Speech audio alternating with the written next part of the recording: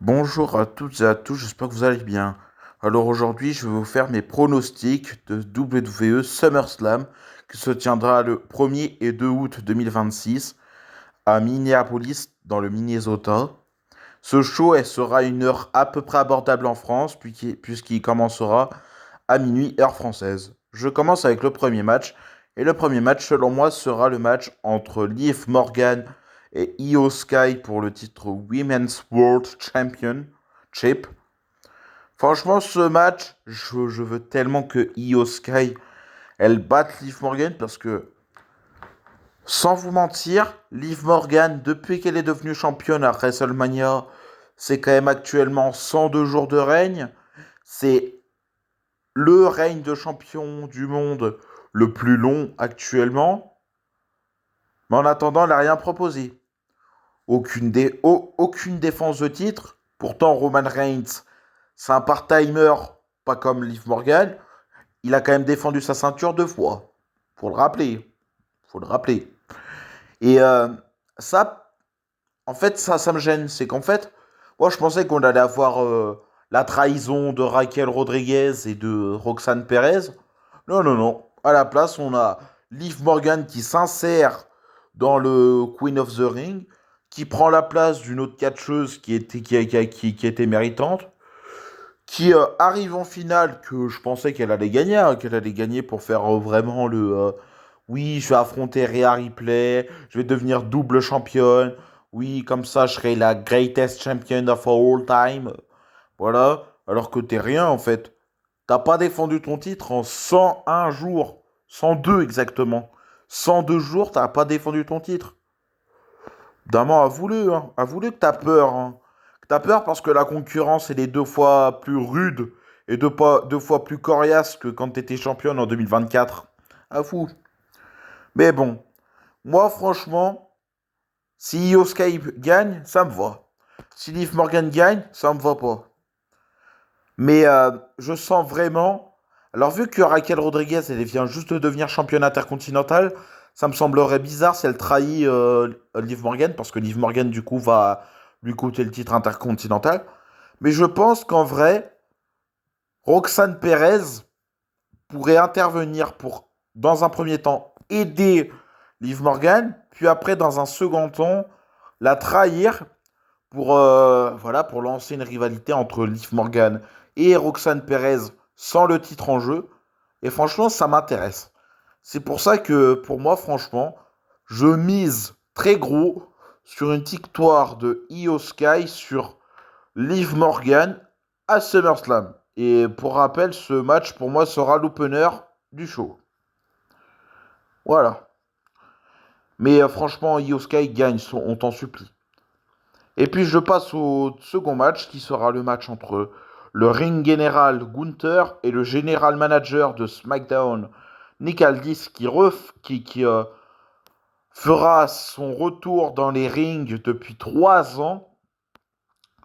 Alors ce match, la rivalité, je crois que c'est la rivalité la plus bien construite de cette route vers SummerSlam avec le match entre Roman Reigns et Seth Rollins.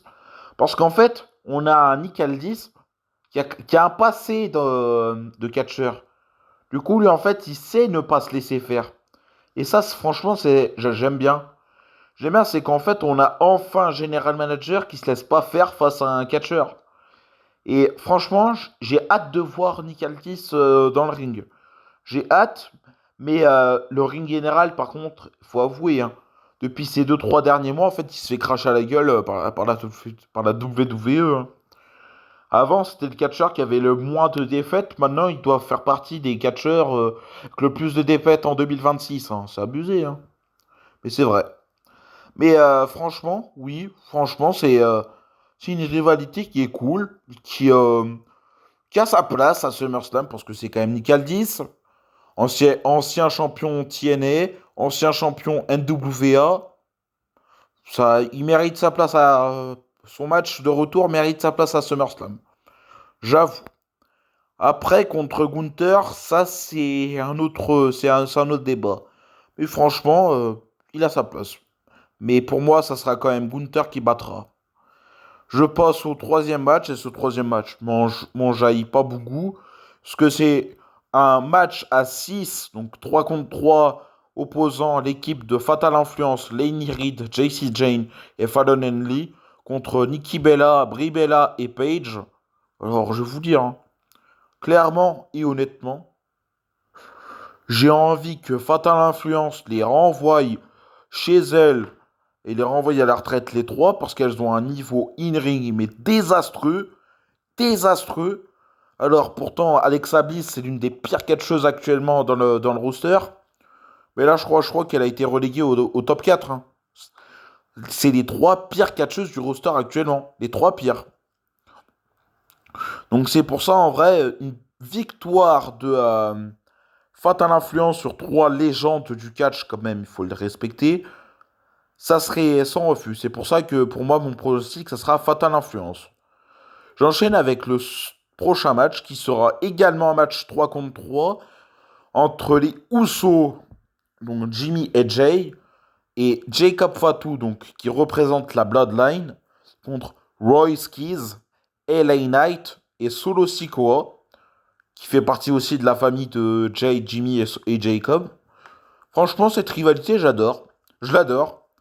Alors, d'une part, j'adore parce que au tout début que Jacob Fatu il avait été intégré dans la bloodline de Roman Reigns, et ben en fait il respectait pas les Usos. Mais là, plus ils sont main dans la main, puis ils cèdent, plus j'ai l'impression qu'en fait ils s'apprécient de plus en plus. Et en fait ça j'aime bien parce qu'en fait ça solidifie la bloodline. Et ça c'est un point, c'est un gros point majeur pour la confiance, pour la confiance dans le groupe. Parce que au tout début, c'était pas ça, hein, c'était pas donné. Mais dans un autre part, et bah, Ellen Light et Solo Sikoa qui font équipe, c'était pas dans mon bingo 2026, sans vous mentir. C'était pas dans mon bingo 2026 parce que c'est quand même deux catcheurs qui se sont affrontés, je sais pas combien de fois l'un contre l'autre, parce que à rappeler que Solo Sikoa était aussi un membre de la Bloodline. Mais voilà. Mais franchement, j'aime bien Solo Sikoa en tant que face là. Son petit run de face, je l'aime bien. Par contre, j'aimerais pas que là, Solo Sikoa à SummerSlam, il tourne le dos à Knight et à Kiss pour rejoindre la Bloodline. C'est pour ça que j'aimerais tellement que ça soit la Bloodline qui gagne clean, sans intervention. Et franchement, ça serait bien. Et j'enchaîne avec l'avant-dernier match de la soirée qui, selon moi, sera le Hell in a Cell match opposant le roi du ring Obafemi contre Brock Lesnar, la bête incarnée. Ce match, je crois que c'est la plus belle rivalité de l'année 2026 avec la rivalité américano-américano. Petite ref, petite dédicace à Nico TB qui a adoré cette rivalité. Mais bon, je suis pas là pour faire des dédicaces. Mais franchement, ouais, cette rivalité, je kiffe cette rivalité de bout en bout. Alors, je kiffe pas forcément le casting. Obafemi, c'est le bon, c'est le bon exemple. C'est la personne parfaite. Mais Brock Lesnar, pas trop. Suite au problème qu'il y a eu, mais je vais pas revenir là-dessus. J'en ai déjà fait bien assez de vidéos. Mais franchement, ouais, c'est quand même une rivalité qui m'intéresse de fou. Surtout là, on est dans une cage, donc c'est-à-dire la brutalité, elle sera au max, au max du max. C'est pour ça qu'en vrai, j'ai bien envie de voir Obafemi battre Brock Lesnar. Et que là, Brock Lesnar, il pose là ses bottes et ses gants pour une bonne fois pour toutes. Au milieu du ring, dans la cage, ça serait quand même fort. Parce que Brock Lesnar, c'est quand même un ancien champion UFC. Donc l'UFC, c'est dans une cage. Du coup, ça serait quand même fort, la symbolique, de voir Brock Lesnar raccrocher ses bottes dans la cage. Ça serait beau, en plus, ça serait la première défaite de Brock Lesnar dans un Hell in a Cell match. Ces deux précédents matchs étaient contre contre l'Undertaker, pardon. Je confonds avec le Steel Cage match. Mais c'était contre l'Undertaker, il a gagné les deux matchs. Et franchement, oui, Obafemi, ça serait le choix parfait pour le faire gagner. Comme ça l'élève direct dans le, ça l'élève direct dans la route vers le titre mondial. Il aura plus Brock Lesnar à ses trousses. Franchement, oui. C'est le bon choix à faire. C'est le bon choix à faire de faire gagner Obafemi, pardon. De faire gagner Obafemi parce que il le mérite. Il le mérite et ça serait un gros push et ça serait de l'aider en lui donnant sa victoire. Donc pour moi, c'est Obafemi qui gagnera. Et j'enchaîne avec le dernier match qui sera le main event de SummerSlam de nuit 1. Et ça sera CM Punk contre Cody Rhodes pour le titre indisputé défendu par CM Punk. Pour moi, ce match, j'aime pas la rivalité. J'aime pas du tout. Pas dans un sens, j'aime pas cette rivalité parce qu'en fait, CM Punk, en fait, il a volé la place à Sami Zayn. Parce que Sami Zayn, j'aurais tellement aimé voir Sami Zayn être à SummerSlam en tant que champion. Mais la WWE lui crache tellement la figure que du coup, il a pas le bon, il a pas le droit au bonheur. Et du coup, c'est Punk qui se retrouve à sa place. Contre Cody Rhodes, le Golden Boy. Celui qui a tout le temps gagné un titre mondial quand il avait une opportunité. Donc, ouais, en fait, il me fait il me fait peur ce match, pardon. Il me fait peur. J'ai peur qu'en fait, Punk il perde contre Cody. Et que du coup, Cody, il entame un quatrième règne encore de champion du monde. Et ça en vrai, je veux pas voir, hein. C'est pour ça que même si Punk, j'aime pas trop qu'il ait pris le titre à Sami Zayn, je veux, hein, j'espère, hein, c'est pas le j'espère, c'est je veux que Punk reste champion contre Cody, hein. Moi, je veux pas de Cody Rhodes en champion du monde en 2000, encore une fois en 2026, hein. Peut-être en 2027, d'ici SummerSlam 2027, peut-être, ouais, ça fera un an, on aura peut-être on aura peut-être avalé notre colère, mais voilà. Mais pas Cody champion encore une fois. C'est trop prématuré, on en a déjà bien assez mangé. C'est pour ça, en vrai, que si un Punk qui reste champion, qui va au moins jusqu'au Royal Rumble en tant que champion, qui perd le titre au Royal Rumble, et que contre Cody, par exemple, contre Cody, ça gêne un peu, mais c'est déjà plus loin. Donc franchement, oui, si un Punk qui reste champion, ça serait la bonne voie pour clôturer SummerSlam, la première nuit de SummerSlam. Et franchement, en vrai, c'est mon pronostic. En vrai, c'est mon pronostic. Je vais pas, pour être honnête, c'est mon pronostic, hein. Mon pronostic, c'est CM Punk qui reste champion et qui bat Cody Rhodes.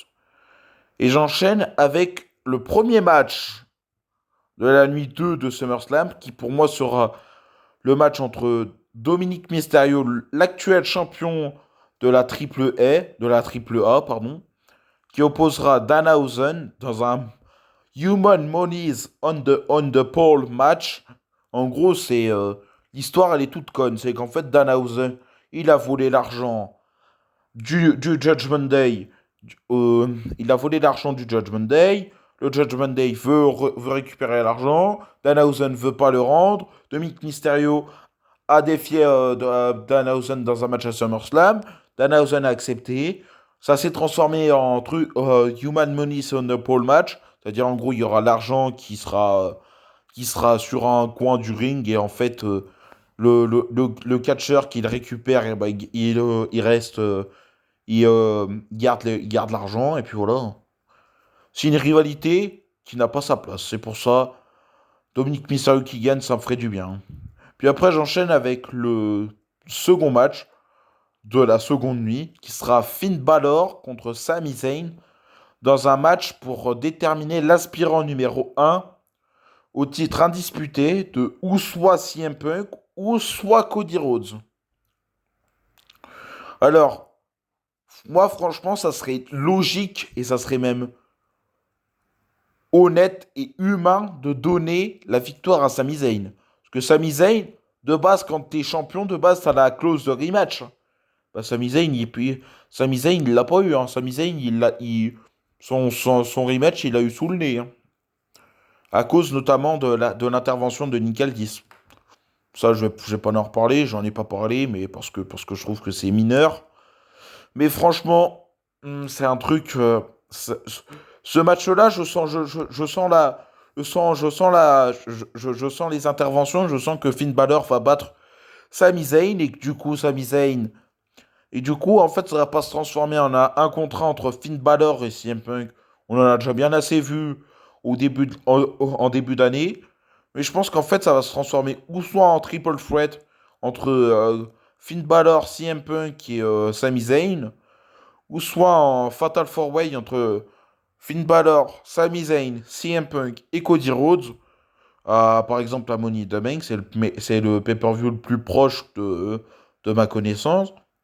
Et franchement, j'ai pas envie de voir Sami Zayn perdre. J'ai vraiment pas envie de voir Sami Zayn perdre. Ça lui ferait perdre tout son momentum. Ça lui ferait perdre ça nous ferait perdre tout espoir qu'il récupère le titre. Et franchement, j'ai pas envie. C'est pour ça en soi, Sami Zayn qui bat Finn Balor clean, pour moi, c'est mon pronostic.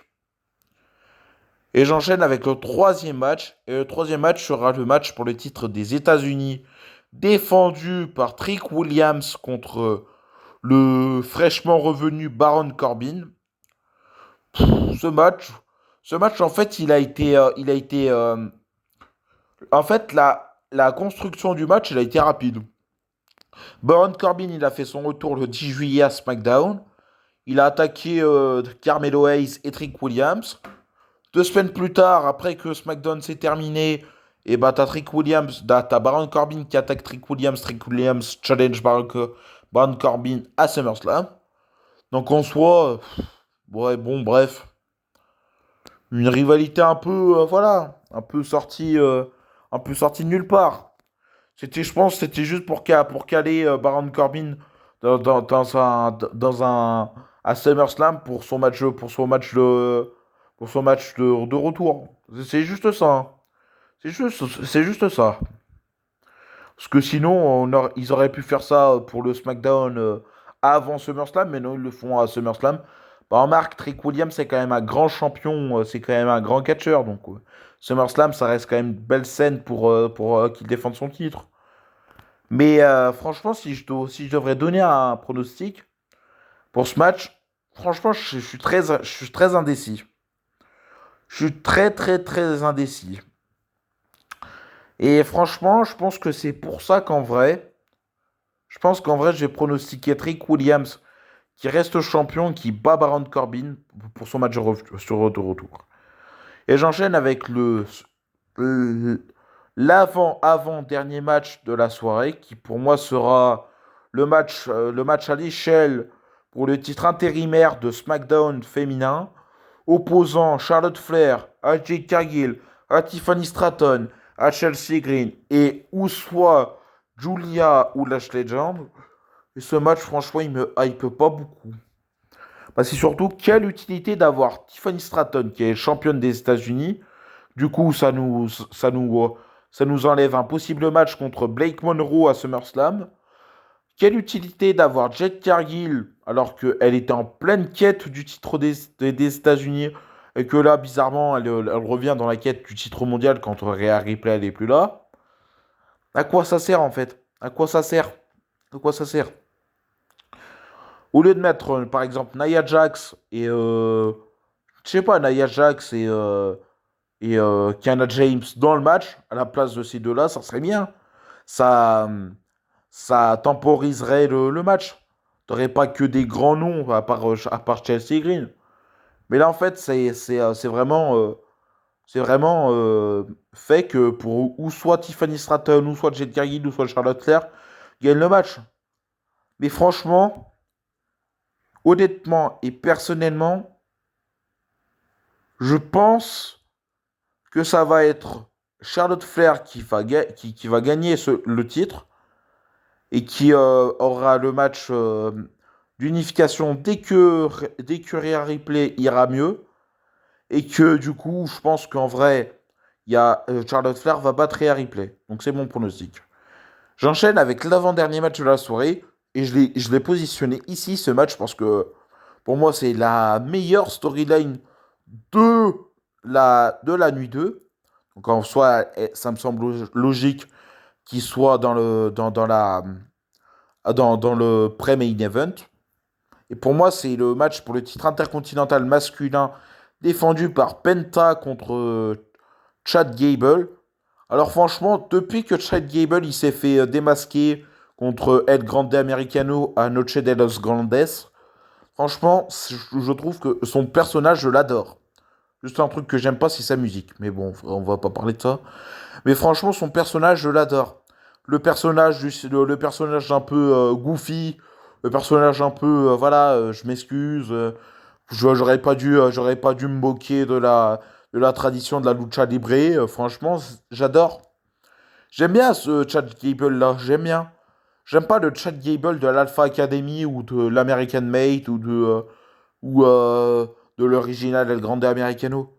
J'aime pas parce qu'en fait, c'est pas son personnage, c'est pas le personnage qui lui est dû.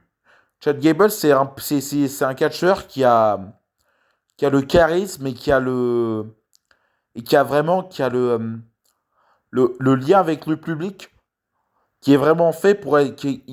En fait, il est fait pour être face. Il n'est pas fait pour être heel. Pour ça, quand il a trahi Alpha Academy, j'ai pas compris. Hein. Je vous le dis, j'ai pas compris. Mais franchement, en plus là, on est dans la ville natale de Chad Gable. Il y a vraiment tous les éléments qui coïncident. Je pense en vrai, Chad Gable va gagner son premier titre solo à la WWE depuis 13 ans, parce que depuis ses débuts. Et va battre Penta. Et c'est mon pronostic pour ce match qui est pour moi le potentiel d'être un très beau match. Et j'enchaîne avec le main event de SummerSlam nuit 2 et de SummerSlam tout court. Le match pour le titre World Heavyweight opposant le champion, le OTC Roman Reigns, contre le visionnaire Seth Rollins. Alors ce match, franchement, je crois que c'est le match qui me hype le plus. Déjà, quand tu me dis quand il y a Roman Reigns dans le match, je suis hypé forcément parce que je suis un fan de Roman Reigns. Ça je pense que vous l'aviez tous compris. Mais c'est un match, franchement, que j'attendais. Un contre un Roman Rollins dans un pay-per-view, c'est le match que j'attendais. Et franchement, tous les éléments